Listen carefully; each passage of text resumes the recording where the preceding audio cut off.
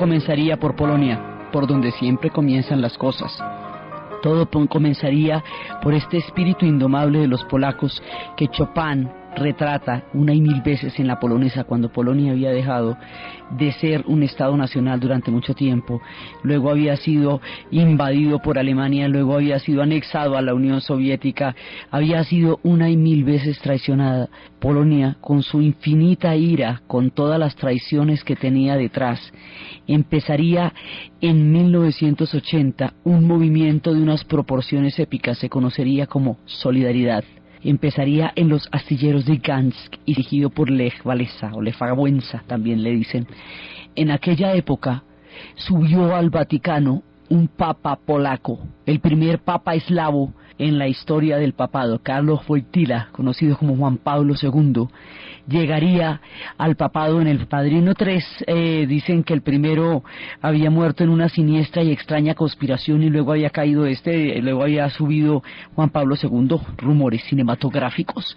El asunto es que el grupo de Solidaridad que va a fundar Lech Wałęsa va a llevar una manifestación de inconformidad, de hastío, de incapacidad para aguantar más la falta de comida, de ropa, la situación tan imposible que en ese momento estaba viviendo Polonia. Se lo llevaron a un movimiento, pero Lech Wałęsa convirtió este movimiento en una verdadera manifestación, en un proyecto histórico, y llegaron hasta el límite en que lograron legalizarlos, llegaron al punto en que empezaron a cuestionarse las reformas, a mirar a ver si era posible una salida. Duraron 15 meses en este experimento de buscar un rumbo histórico propio después de tantas veces que los habían traicionado. Pero en 1981 hay un contragolpe de parte de Jaruzelski, que es un militar apoyado en ese momento, en el 81, por la Unión Soviética en la era de Brezhnev todavía. Este movimiento de solidaridad que alcanzó a darle la vuelta al mundo, que durante esos 15 meses alcanzó a mostrar todo lo que podría ser una reforma, va a ser aplastado por un golpe de Estado, lo que lo va a mantener en estado de latencia, porque la represión hizo que la gente estuviera temporalmente guardada, pero solo temporalmente. Ahí ya había empezado una cosa de grandes proporciones. En el momento en que Gorbachov va a entrar de lleno a renunciar a la carrera armamentista, estos antiguos fantasmas de la rebelde Polonia van a volver a erguirse sobre Europa del Este, y esta vez de una manera definitiva. Hay momentos y días en la historia en que los acontecimientos se precipitan y se desencadenan con tal fuerza, con tal contundencia, que sobrepasan la imaginación humana, que quedan más allá de todos los esquemas, que no hay cómo imaginar que algo así sucedería, si no es porque está sucediendo frente a nuestros propios ojos. El año de 1989 sería años más cargados de acontecimientos y transformaciones de la segunda mitad del siglo XX, solo comparable en alguna medida con 1968, donde también se dio un viraje en el pensamiento y en la historia del mundo. En 1989, en un solo año, todo el montaje que habíamos hecho desde la conferencia de Yalta, desde el momento en que, desde el pacto de no agresión entre Hitler y Stalin en el 38, desde el levantamiento de Polonia para poder combatir a los nazis cuando los soviéticos los dejan solos, desde los pactos de Yalta, desde la política del eje de Europa Oriental, todo el montaje de lo que había sido el Pacto de Varsovia, todo lo que había significado el poderío de la Unión Soviética, todo lo que había sido su sistema de satélites y su zona de influencia, todo va a caer como un castillo de naipes en un solo año, de una manera tal que cuando termine el año el mundo ya nunca volvería a ser igual. Pasaría mucho tiempo para poder entender a cabalidad este desborde de acontecimientos, esta manera como la historia irrumpe en el año 89. Entonces, en ese momento, todo se va a venir abajo. Nuestra historia de la Guerra Fría empezó en Europa Oriental. La montamos desde Polonia y la montamos desde la manera como Stalin reclamó para sí los territorios de la Europa del Este, y como zona de influencia fue cambiando en cada uno de ellos los partidos gobernantes por partidos comunistas en un régimen de partido único que habrían de obedecer solamente a la Unión Soviética. Esto que había venido dándose de esa manera, allí donde empieza, allí terminará. Por donde empieza sus pasos, por allí terminarán. Todo el poderío va a terminar donde nuestra historia empezó, en Europa del Este. Entonces hay que prepararnos para el desbordamiento de las fuerzas de la historia, porque los acontecimientos que vamos a narrar aún despiertan el más impresionante asombro de solo imaginarse cómo todo eso sucedió. La clave empieza en Hungría. Si bien Polonia conquistó las bases históricas que harían posible la gran rebelión, si bien ella se anticipó bastante tiempo al momento en que esto tendría la posibilidad de ser, es Hungría la que va a dar la clave para que los acontecimientos se vayan a desatar como una reacción en cadena.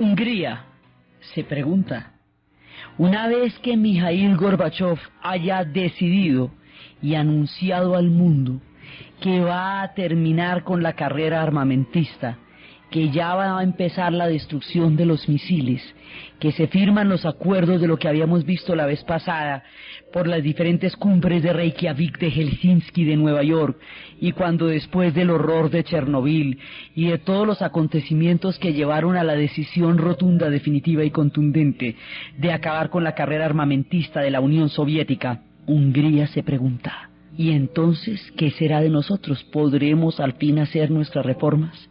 Hungría, lo mismo que todos los demás países de la Unión que están ligados a la Unión Soviética, los de Europa del Este, pues la misma crisis económica que va a afectar a la Unión Soviética, la misma incapacidad para manejar la economía, la misma situación de transformación y de evolución tecnológica que supuso el microchip, o sea, el computador, los computadores, la informática como sector punta de la tecnología, que haría que el tiempo de los altos hornos, de la de carbón y del acero, quedaran en el pasado, y todos aquellos que fueron potencia alrededor de este proyecto económico histórico ya no tuvieran cabida en las nuevas épocas.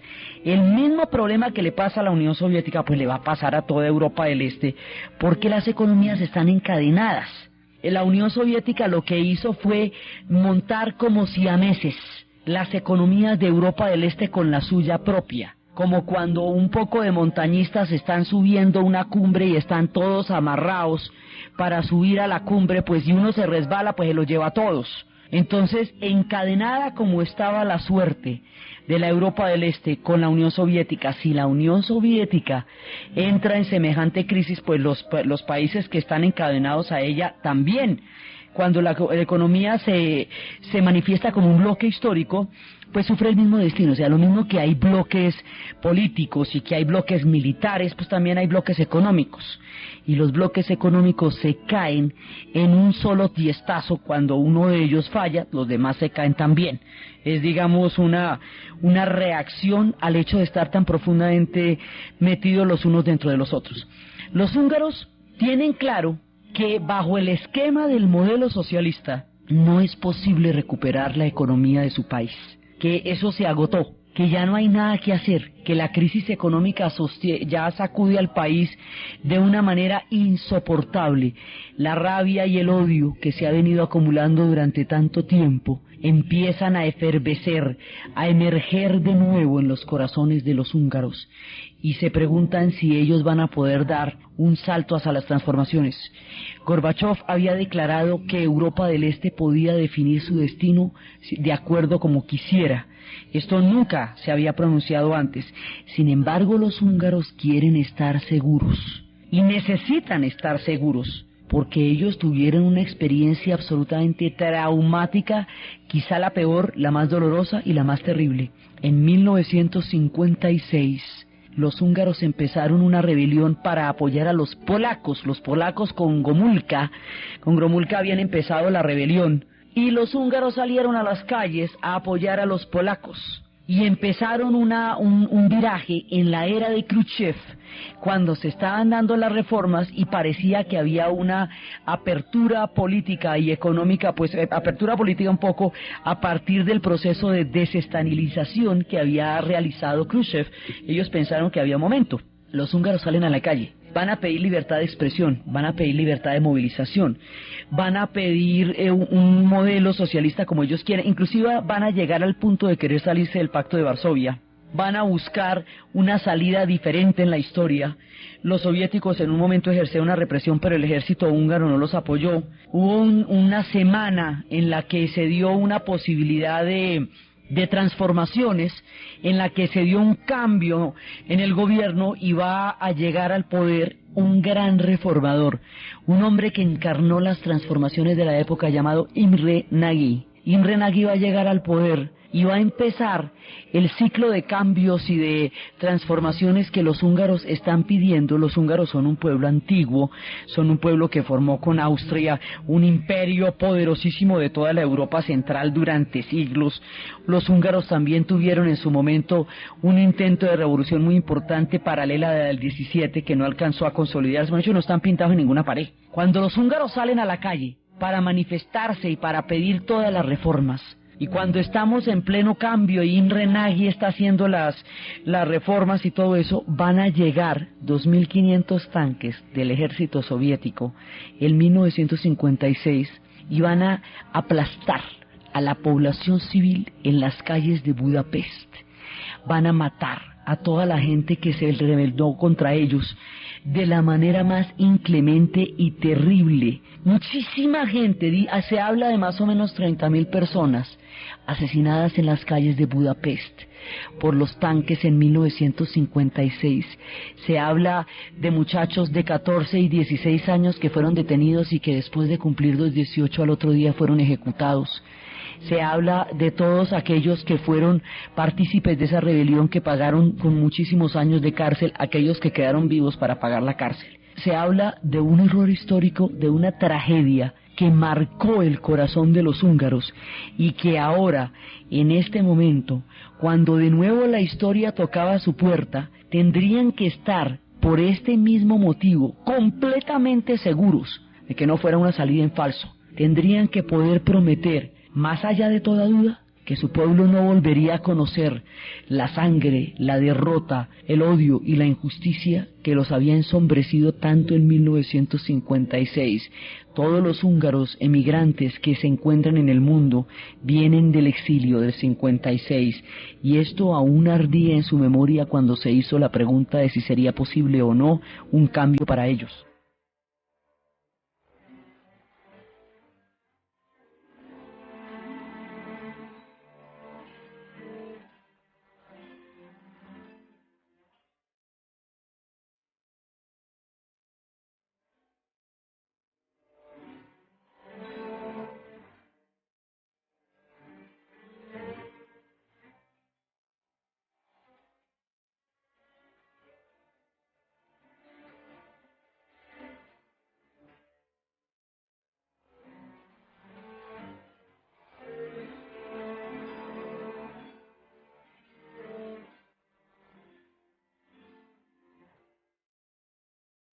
Los húngaros le preguntan a los soviéticos qué posibilidades tienen ellos de volver a intentar una transformación histórica sin que les pase el horror de lo que ya habían vivido. Gorbachov claramente le dice a los húngaros que sí se puede y que la Unión Soviética da vía libre a las transformaciones de la Europa del Este. Con su palabra en la mano, el primer ministro empieza las transformaciones, y las transformaciones van a ocurrir a todo nivel. Van a empezar por elecciones. En las elecciones el Partido Comunista queda total y definitivamente derrotado. Van a empezar por una apertura económica. Van a empezar a cambiar esa sociedad de arriba abajo, pero van a empezar por una cosa de una importancia, de un simbolismo van a empezar por la rehabilitación de todas aquellas personas cuya reputación y cuyo nombre fue manchado por la infamia después de la rebelión del 56.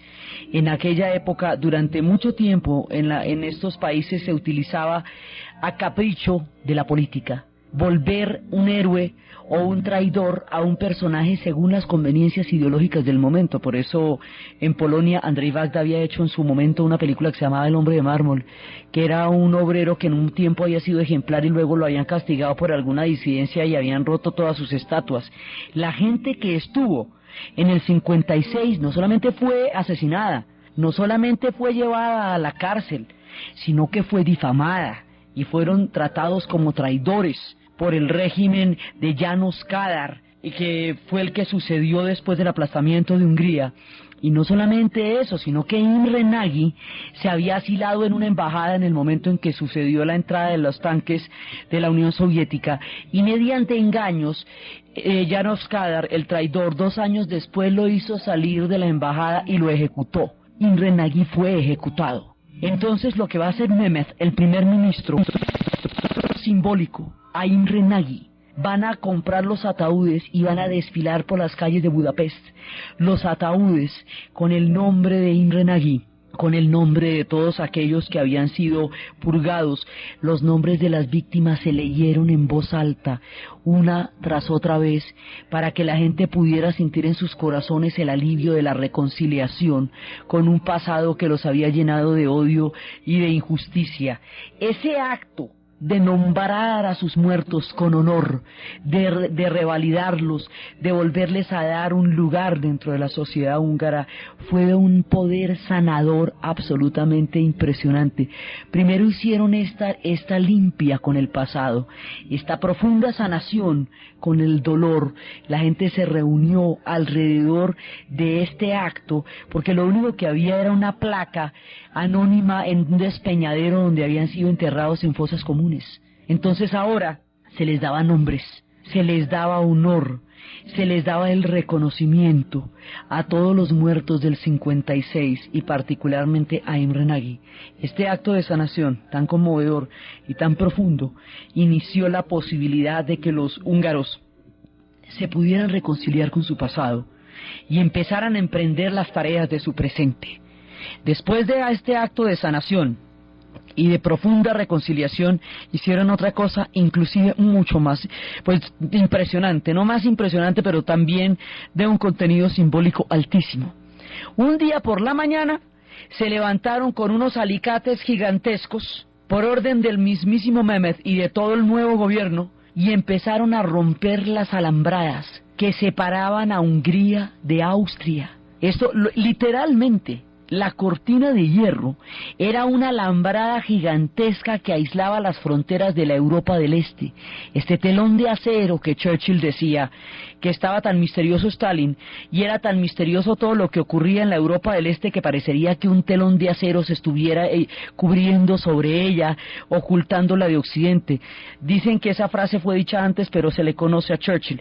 Este telón de acero, esta cortina de hierro, como se le conoció a los países de Europa del Este que quedaron detrás de este manto durante todos los años de la Guerra Fría, se empieza físicamente a descorrer en el momento en que cortan las alambradas. Durante nuestro relato de hoy, alambradas y cinceles, alicates y martillos traerán la libertad a pueblos que fueron durante tanto tiempo oprimidos. Entonces, simplemente le van a quitar los alicates, van a romper las alambradas y se van donde los austríacos a ver cómo qué sería la vida de ellos, con quienes habían compartido más de 3 siglos de imperio, curiosidad a saber en qué andaban. Los austríacos quedaron absolutamente impresionados de ver a los húngaros llegando por allá después de que Hungría quedaba a 2 siglos y medio de Austria después de todo el montaje de la Guerra Fría. De ahí en adelante, Hungría desata toda la posibilidad de las transformaciones de todos los demás países. Entonces Hungría en ese momento es el primer país que rompe con el orden histórico que había encubierto, digamos, que había determinado la historia de Europa Oriental desde el momento de Yalta en adelante, pues durante toda la durante toda la Guerra Fría. Entonces por eso es que, digamos, los húngaros son tan importantes, porque ellos son los que van a hacer eso, y ellos son los que llegan al análisis político, histórico, económico, de la viabilidad que podría tener su país bajo condiciones de socialismo, y cuando llegan a la conclusión de que el socialismo como modelo se había agotado para ellos, es cuando van a empezar a buscar las reformas. ¿Listo?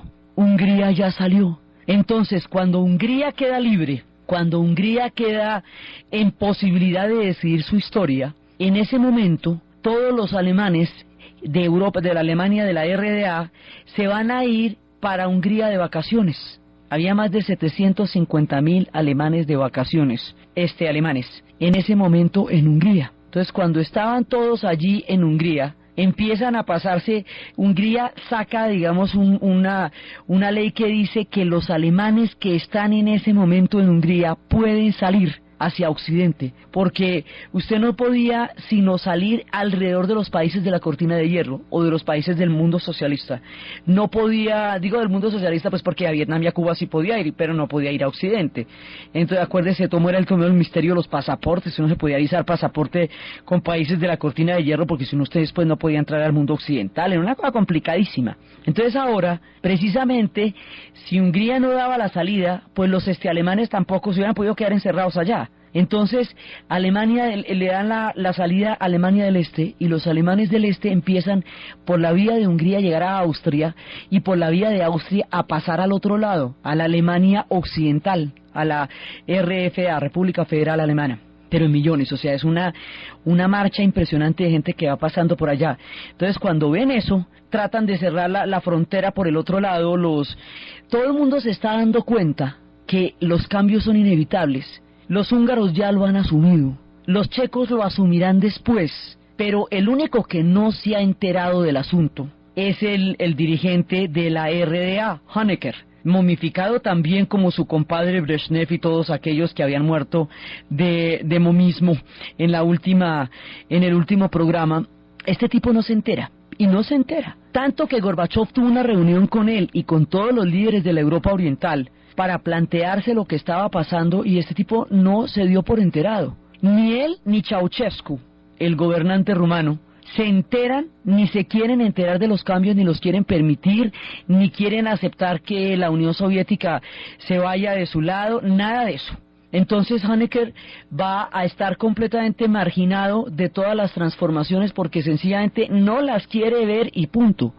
Entonces trata de bloquear el que los alemanes puedan hacer este paso, tanto que en un momento dado van a irse los alemanes a Praga y se van a meter en las embajadas, los alemanes, en la embajada de la República Federal Alemana en Praga, en lo que en ese momento era Checoslovaquia, Praga, hasta llegar a 7.000, creando una situación sanitaria delicadísima en la embajada. Y en ese momento les dan la orden de poder llegar, este episodio es impresionante, les dan la orden de poder atravesar la frontera para llegar a la Europa del oeste, a la RFA. Pero entonces Honecker pone la siguiente condición, tienen que atravesar un pedacito de la Europa del Este en tren, y que en ese pedacito de la Europa del Este tienen que dejar los pasaportes para que se expulsen. ¿Sí me entiende? O sea,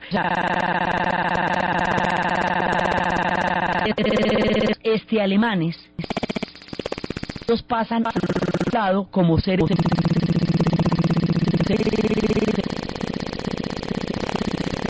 manera como Honecker acepta que ellos puedan pasar a la República Federal Alemana, en un pedacito que da la vuelta al tren, que alcanza a atravesar el territorio de la RDA, de la República Democrática Alemana o Alemania del Este. Entonces ahí sucede que cuando están en ese momento, en ese pedacito, los BOPOS, la policía de frontera, la policía política y la policía más dura de la Guerra Fría, entra al tren a recoger los pasaportes de los alemanes según tenían órdenes, y los alemanes por primera vez desafían un poder que era miedoso para ellos, y entonces cuentan cómo era absolutamente reivindicador ver a los bopos tenerse que agachar en 4 patas, porque toda la gente del tren arrojó los pasaportes al piso, botaba los pasaportes al piso.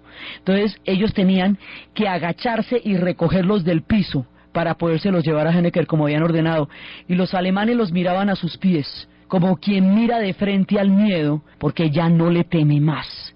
este acto, este pedazo va a ser de un simbolismo fuertísimo, porque Alemania, la RDA, en ese momento tenía el régimen de represión interna más miedoso de toda la cortina de hierro, y tenía una policía política llamada la Stasi, que eran los servicios de inteligencia.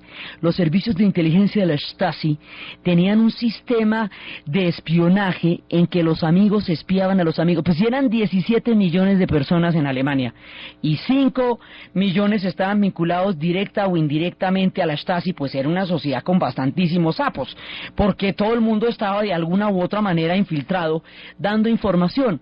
Los amigos con los amigos, los parientes entre sí. Esto va a generar cosas muy complicadas cuando estén en la hora de la verdad y se abran los archivos y cada uno enfrente lo que fue ese momento. Había cámaras para los disidentes y para los opositores pegadas a la ventana, captando cada una de sus palabras, de sus peleas, de su vida cotidiana, de su lavada de la loza, filmando todo lo que hacía en cada persona que timbraba, cada persona que entraba.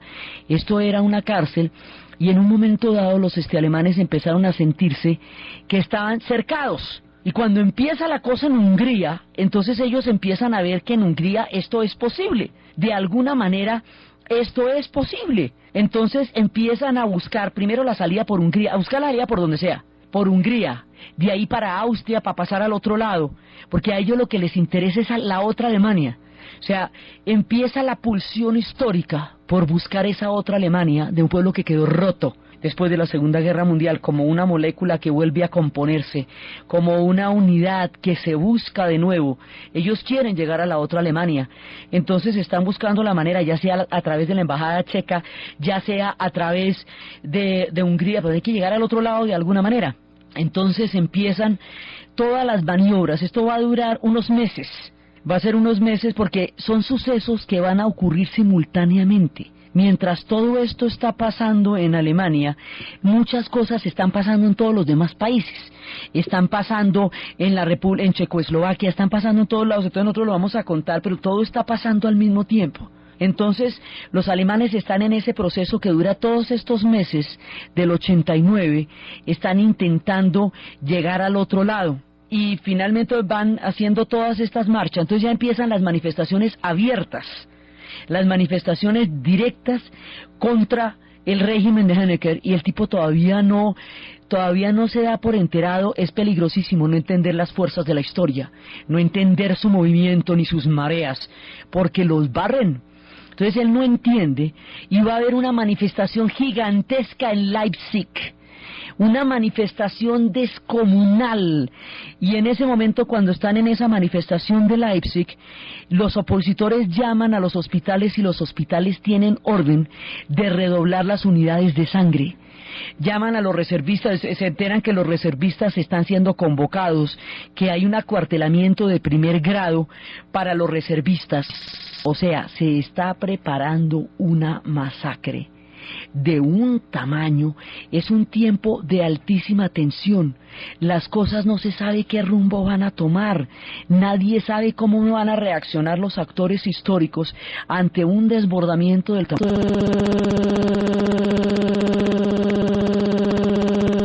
Todo el mundo está en vilo, no se sabe qué va a pasar en ese momento. Las calles están llenas de tensión, la gente está saliendo más allá del miedo, y en el momento en que se podía desatar una matanza de proporciones incalculables sobre los alemanes orientales de Leipzig, pasa lo inesperado en el contexto de los acontecimientos que se están precipitando.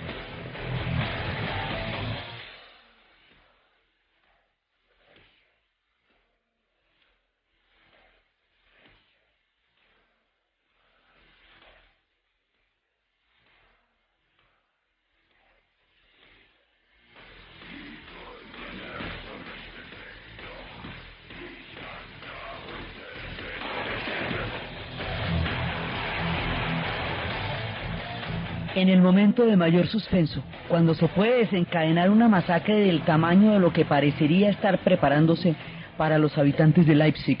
También los alemanes habían tenido lo suyo en el 53 cuando intentaron las reformas y también los aplazaron a ellos, o sea que eso ya lo conocían.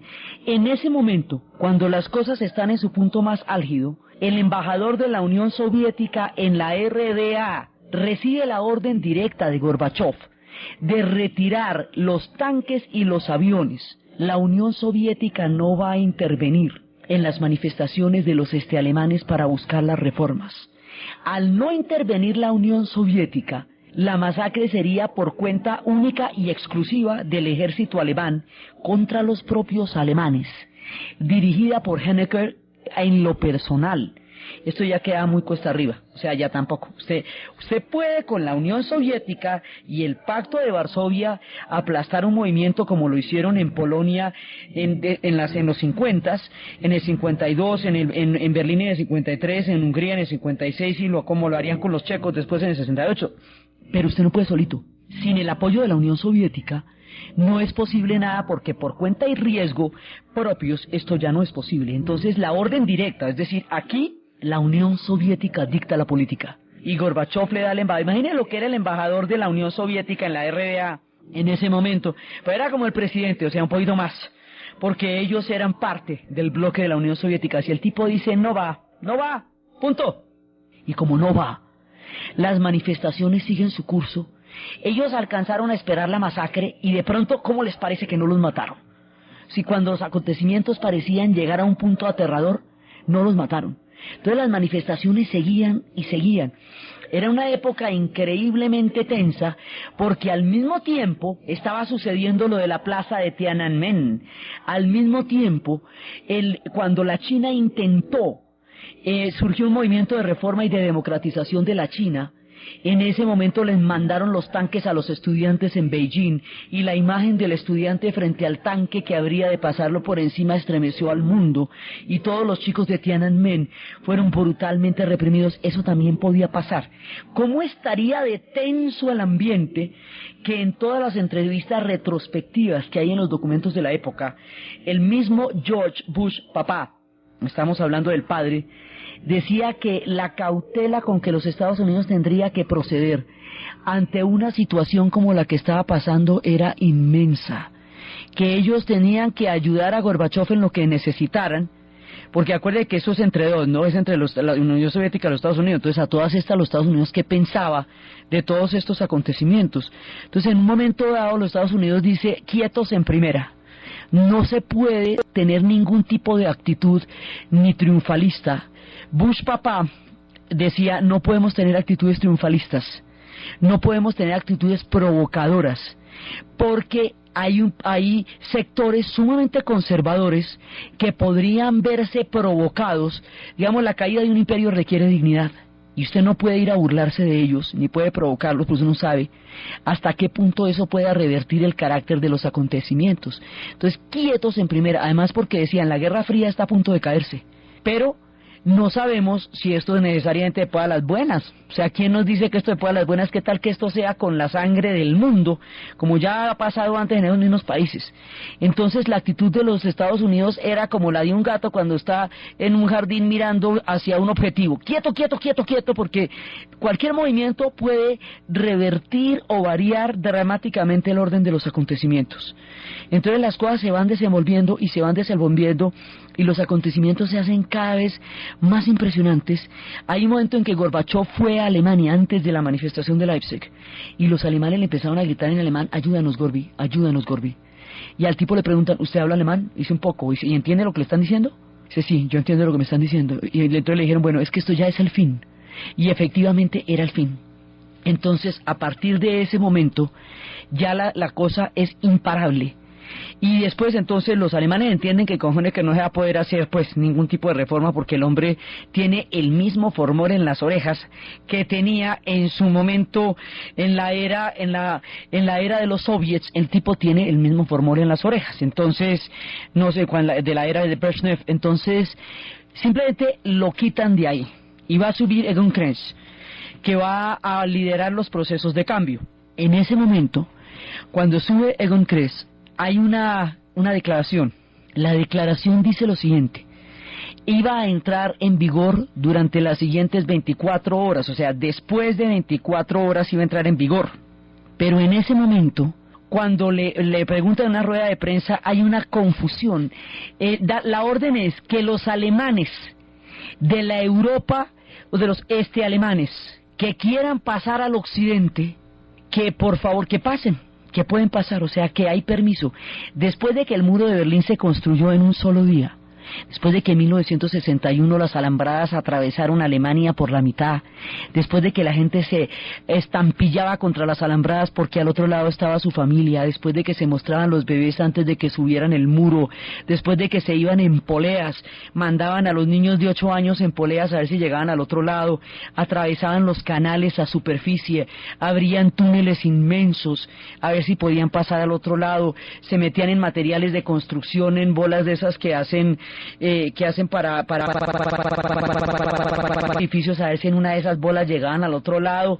Después de tantos años de tratar de atravesar ese muro, después de tantos muertos, después de tanto dolor, de pronto van y dicen que es que Mauricio ya se puede atravesar, irse para el otro lado. Entonces, en ese momento, esta declaración genera tal sobresalto que la prensa, pues esto es en una rueda de prensa, pregunta: ¿a partir de cuándo? ¿A partir de ya? Entonces el que está dando las declaraciones, el vocero oficial, se confunde y dice: pues sí, ya, y la orden iba a entrar en 24 horas. El hombre se confundió como ante los sucesos y dijo: ¿ya quién dijo? Ya fue que a los 5 minutos todo Berlín se enteró y todo Berlín se fue para la calle. Decían los sobrevivientes, la gente que vivió en ese momento esa situación, que sentían como si una fuerza profunda, visceral, salida del fondo de las entrañas los llamara hacia la plaza de Brandenburgo, hacia la puerta de Brandenburgo. No era claro que no los fueran a matar, todavía no era claro que no los fueran a matar. Dicen que el miedo era todavía demasiado grande, pero que la excitación, la locura, el frenesí de lo que estaba pasando en ese momento era superior al miedo, era más bravo todavía que este sentimiento de incertidumbre profunda que tenía un pueblo que había vivido tanto dolor y tantas situaciones terribles. Van a pasar al otro lado y de pronto unos se pasan y dicen que los abrazaron, que al principio, y que cuando los abrazaron estaban al otro lado. Entonces en ese momento llega la gente en una absolutamente y es al otro Berlín. Y cuando llegan todos, como la orden no había entrado en vigencia todavía y el tipo metió la pata y dijo que era ya, y era para dentro de 24 horas, la policía del checkpoint, los bopos, estos miedosísimos que les cuento, no tenían órdenes de nada. ¿Cómo te parece? Ahí parados.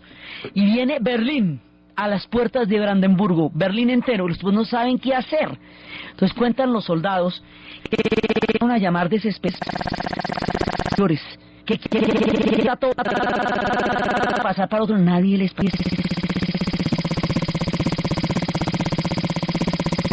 idea, nadie se imaginaba nada. Mire, nadie sabía qué hacer con lo que estaba pasando.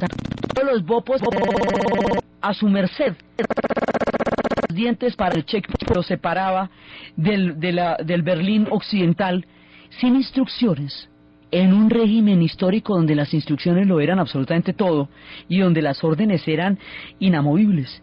Entonces tuvieron que decidir y dejémonos pasar, a ver, ¿o qué? Pues que nos vamos a poner aquí a oponernos a que pasen, y pasaron. Entonces empiezan a pasar, los estaban abrazando profundamente, los abrazaron los alemanes de Europa del Oeste, los oeste alemanes, que al ver esto se fueron a abrazar al pueblo que habían tenido distante durante tantos años. Entonces en ese momento se produce una conmoción histórica grandísima, porque además hay un punto en que ya los alemanes del este pueden pasar al oeste, pero el oeste aún no pueden pasar al este. O sea, ha caído, la Guerra Fría está cayendo desde el este, desde Moscú, desde Berlín este, pero todavía no ha caído para el otro lado. Entonces, por eso es que los demás se suben al muro, esas imágenes de toda esta gente montada encima del muro, mirando para abajo a ver cómo eran estos alemanes y todavía tenían 5 dedos y 2 patas y 2 ojos, porque la propaganda que se había hecho durante todos estos años de lado y lado era tan aterradora que eso ya no se imaginaban ni que fueran humanos. Pues a los del este se les había dicho que el capitalismo era la mayor corrupción y degradación del hombre, y a los otros se les había dicho que el comunismo era la libertad y propaganda absolutamente impresionante. Existían sus parientes, su familia, y cuando empiezan a pasar, en ese momento, alguien decide que si los alemanes pueden ir al otro lado, y que si ya no existe una barrera que los separa, el muro no tiene sentido. Y cuando deciden que el muro no tiene sentido, un ciudadano común, el más simple, el más tranquilo, toma un cincel, un martillo del muro de Berlín, así como unos alicates gigantes rompieron las alambradas que separaban a Hungría de Austria. Un cincel empezará a tumbar el muro, y empieza la gente a tumbar el muro. Ya nada los contenía, desde las manifestaciones donde gritaban a la Stasi que se fuera, Stasi raus, hasta el momento en que pueden pasar al otro lado y no pasa nada. El muro ya no los puede contener. Cuando el muro ya no los puede contener, uno de los sucesos históricos más importantes del siglo XX ha tenido lugar frente a los ojos del mundo. Una de las cosas más trascendentales, la caída del muro de Berlín. Quienes estuvimos vivos en esta época podemos decir que eso es uno de los sucesos más importantes que hayamos podido presenciar en la vida, la caída del muro de Berlín. Entonces empiezan a tumbar el muro, empiezan a pasarse al otro lado, y en el momento en que empiezan a pasarse al otro lado, en ese instante los más lúcidos, los más visionarios, empiezan a cantar. Y el maestro Shostakovich, Dmitri Shostakovich, se va Floyd, que tantas veces nos ha acompañado a través de los relatos históricos, entiende que hay que tumbar la pared y hace el concierto de donde van a tumbar la pared porque entiende que el muro se está cayendo.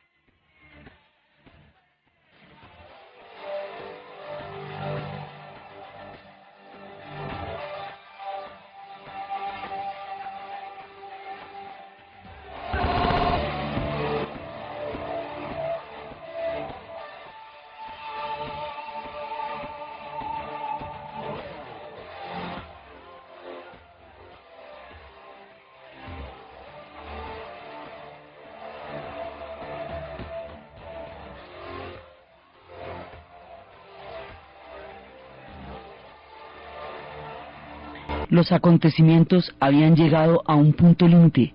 La gente se abrazaba en la Navidad de ese año y en el Año Nuevo de 1999, tratando de mirar qué había sido de sus parientes que les habían quitado por medio de la construcción de un muro desde 1961. Había terminado en rigor la Guerra Fría, la cortina de hierro se había rasgado, los acontecimientos aún tendrían muchísimos más giros, muchos más. Alemania se reunificaría en cuestión de minutos. Para el año 90 ya estaría reunificada. Eso va a traer otro montonón de líos, pero la reunificación va a ser importantísima para poder sacar adelante todo el proyecto de la Unión Europea, para reconfigurar el mapa de Europa, para transformar todos los acontecimientos, para terminar la Segunda Guerra Mundial ya cuando Alemania se reunifique. Lo suyo harán los checos, que también conocieron muchas historias, pero ellos lo harán de una manera cívica, de una manera preciosa. tan linda que se llamará la Revolución de Terciopelo.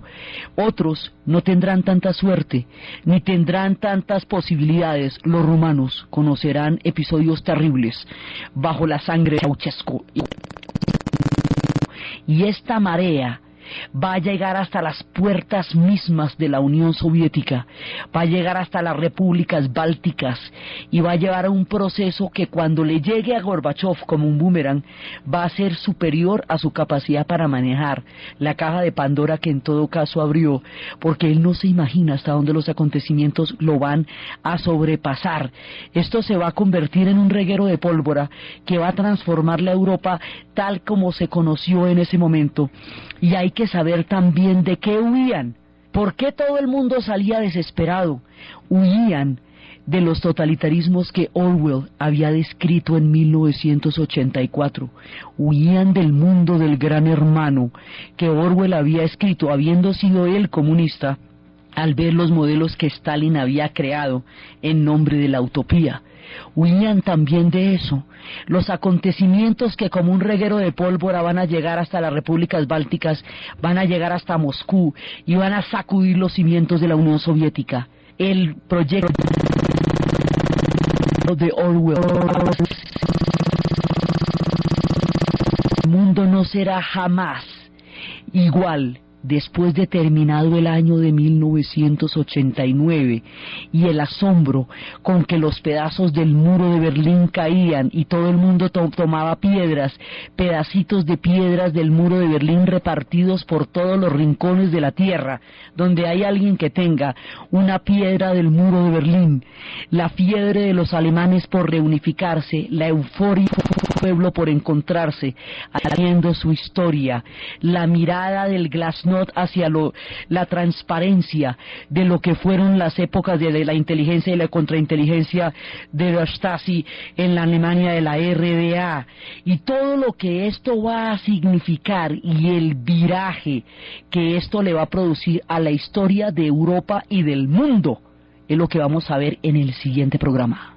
Entonces, desde los espacios de los acontecimientos desbordados de la historia, desde la reivindicación profunda y la sanación de los húngaros, del dolor del 56 a través de la restauración de Imre Nagy, desde el muro de Berlín, desde los alemanes parados en el muro mirando qué fue de aquellos que hacía 40 años les habían quitado de enfrente, desde el asombro del mundo, desde la mirada de Gorbachov, desde todos los acontecimientos que nadie sabía a dónde iban a llevar, desde el suspenso del Leipzig, desde la toma de los edificios de los archivos de la Stasi para evitar que los secretos en ellos contenidos quedaran sepultados para siempre y hacer posible que el mundo conociera la verdad de las situaciones, desde el momento en que la historia le toma la ventaja a las sociedades, deja por fuera los campos de interpretación de los tiempos y transforma de una vez y para siempre el curso de los acontecimientos.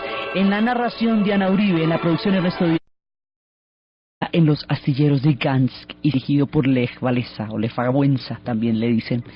En aquella época subió al Vaticano un papa polaco, el primer papa eslavo en la historia del papado, Carlos Wojtyła, conocido como Juan Pablo II, llegaría al papado en el Padrino III. Dicen que el primero había muerto en una siniestra y extraña conspiración y luego había caído luego había subido Juan Pablo II, rumores cinematográficos. El asunto es que el grupo de solidaridad que va a fundar Lech Wałęsa va a llevar una manifestación de inconformidad, de hastío, de incapacidad para aguantar más la falta de comida, de ropa, la situación tan imposible que en ese momento estaba viviendo Polonia. Se lo llevaron a un movimiento, pero Lech Wałęsa convirtió este movimiento en una verdadera manifestación, en un proyecto histórico, y llegaron hasta el límite en que lograron legalizarlos, llegaron al punto en que empezaron a erguirse sobre Europa del Este, y esta vez de una manera definitiva. Hay momentos y días en la historia en que los acontecimientos se precipitan y se desencadenan con tal fuerza, con tal contundencia, que sobrepasan la imaginación humana, que quedan más allá de todos los esquemas, que no hay cómo imaginar que algo así sucedería si no es porque está sucediendo frente a nuestros propios ojos. El año de 1989 sería años más cargados de acontecimientos y transformaciones de la segunda mitad del siglo XX, solo comparable en alguna medida con 1968, donde también se dio un viraje en el pensamiento y en la historia del mundo. En 1989, en un solo año, todo el montaje que habíamos hecho desde la conferencia de Yalta, desde el momento en que, desde el pacto de no agresión entre Hitler y Stalin en el 38, desde el levantamiento de Polonia para poder combatir a los nazis cuando los soviéticos los dejan solos, desde los pactos de Yalta, desde la política del eje de Europa Oriental, todo el montaje de lo que había sido el Pacto de Varsovia, todo lo que había significado el poderío de la Unión Soviética, todo lo que había sido su sistema de satélites y su zona de influencia, todo va a caer como un castillo de naipes en un solo año, de una manera tal que cuando termine el año el mundo ya nunca volvería a ser igual. Pasaría mucho tiempo para poder entender a cabalidad este desborde de acontecimientos, esta manera como la historia irrumpe en el año 89. Entonces, en ese momento, todo se va a venir abajo. Nuestra historia de la Guerra Fría empezó en Europa Oriental. La montamos desde Polonia y la montamos desde la manera como Stalin reclamó para sí los territorios de la Europa del Este y como zona.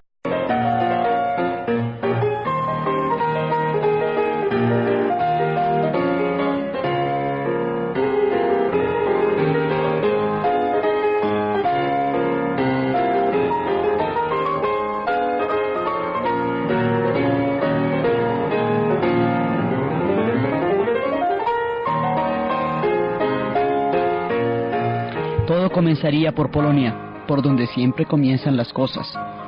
Todo comenzaría por este espíritu indomable de los polacos que Chopin retrata una y mil veces en la polonesa, cuando Polonia había dejado de ser un estado nacional durante mucho tiempo, luego había sido invadido por Alemania, luego había sido anexado a la Unión Soviética, había sido una y mil veces traicionada. Polonia, con su infinita ira, con todas las traiciones que tenía detrás, empezaría en 1980 un movimiento de unas proporciones épicas, se conocería como Solidaridad. Empezaría a cuestionarse las reformas, a mirar a ver si era posible una salida. Duraron 15 meses en este experimento de buscar un rumbo histórico propio después de tantas veces que los habían traicionado. Pero en 1981 hay un contragolpe de parte de Yerulevsky, que es un militar apoyado en ese momento, en el 81, por la Unión Soviética en la era de Brezhnev todavía. Este movimiento de solidaridad que alcanzó a darle la vuelta al mundo, que durante esos 15 meses alcanzó a mostrar todo lo que podría ser una reforma, va a ser aplastado por un golpe de Estado, lo que lo va a mantener en estado de latencia, porque la represión hizo que la gente estuviera temporalmente guardada, pero solo temporalmente. Ahí ya había empezado una cosa de grandes proporciones. En el momento en que Gorbachov va a entrar de lleno a renunciar a la carrera armamentista, estos antiguos fantasmas de la rebelde Polonia van a volver